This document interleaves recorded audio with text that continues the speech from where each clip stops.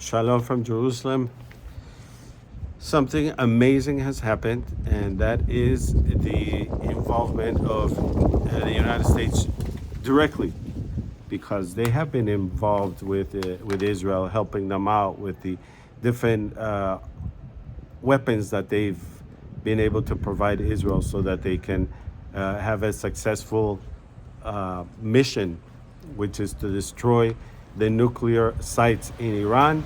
And today, in the morning, I woke up at 4 o'clock in the morning, and just to find out that the United States had indeed destroyed Fordo, the nuclear plant of Fordo, which was one of the biggest ones, which was the biggest one. And what's curious is that this one was hiding inside the ground, 1 mile inside the ground.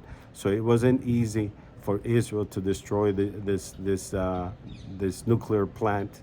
And the only one that had the weapon was the United States. And if Israel would have had to do it by themselves, they would have had to fly over it and hit it several times, hit it and hit it over and over again. But with this blow from the United States, they've been able to destroy it. And so these are their mission in Israel has been successful up to this point. I repeat again that the mission of Israel is not to hit the civilians.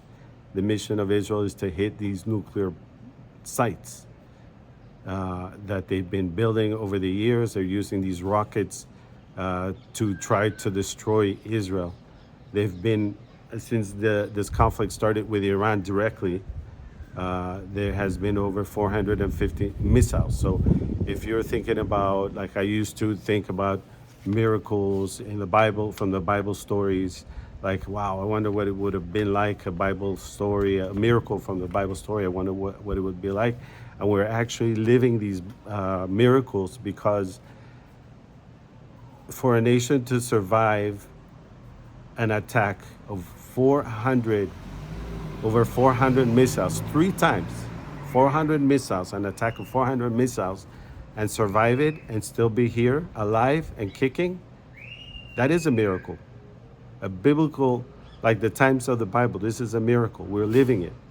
This is like David and Goliath. This is Israel, the David, and Iran, the Goliath, but this is a giant, like Goliath being the giant. This is an octopus, because this giant has many arms.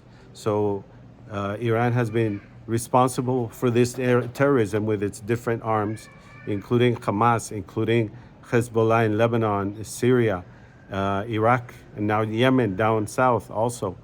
And so it was about time for Israel to go directly to the head of this giant, because it was about time. They've been responsible for the terrorism that has gone all over the Middle East and all the way to Argentina, and they were the ones that took 40 American hostages. I don't know if you remember that, but that's what happened. And also this Islamic ideology is going all over Europe, all over the United States, in South America, in Africa, in different parts of the world. This Islamic ideology of destroying the Christian Judeo ideology, and taking over the world with this Islamic ideology. That's what's been going on for more than 40 years, almost 40 years. And so this is the miracle that we have been living right now. So also, since the war started, there has been 24 deaths and 1,272 injured. 14 of them are seriously injured. And so this is something that I ask you guys to pray about, because a lot of people ask me, like, what's up with the Iron Dome? Why isn't it being successful? But actually, the Iron Dome is 97% successful, and it has been very successful, thank God. But these missiles that Iran is sending, they're much faster, they're much bigger, their capability, they're much heavier. They're 500 to 900 kilograms. Uh, I don't know in pounds, but that's pretty heavy. And so the Iron Dome is was not designed for these missiles, but yet most of these missiles are being intercepted. However, as I said, these are heavier and these are quicker.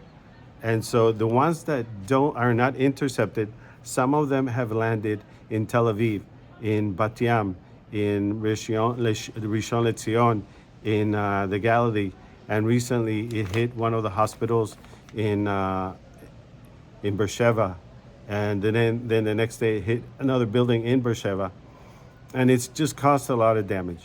And so since they're bigger, when they hit, they cause a damage not only where they hit, but in a large area. And so that's why it's important to hide in the bomb shelter. Our bomb shelter is right here where the plant is, right here. And so thank God we have a place to run to. If the siren sounds, I would have to run over there. But so this is what's happening with the Iron Dome. Also, I wanted to explain that there's another weapon that Iran has been launching, and it's a very heavy missile that is launched, and 7 kilometers before it hits, it opens up and lets out about 20 smaller bombs. So when that happens, it causes a damage in like a 8-kilometer radius. And so it causes a lot of damage. And the Iron Dome is not designed for that.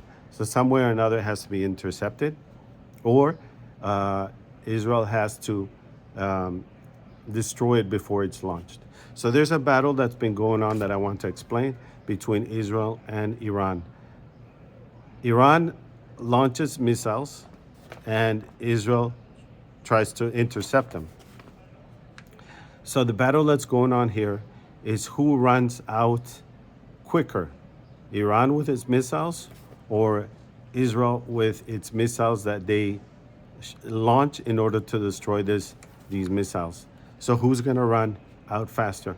So Israel, knowing this, what they do is their objective, their mission is to destroy these launchers before they launch these missiles, and they've been successful. They've destroyed over 200 of these launchers, and they've destroyed some right before they launch the missile.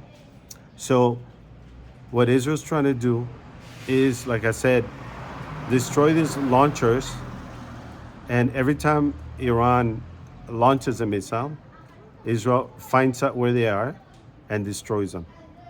So if Israel's successful in destroying these launchers, then it doesn't matter if it has all these other missiles, because they're no good. If there's no launchers, what are you going to do with these missiles?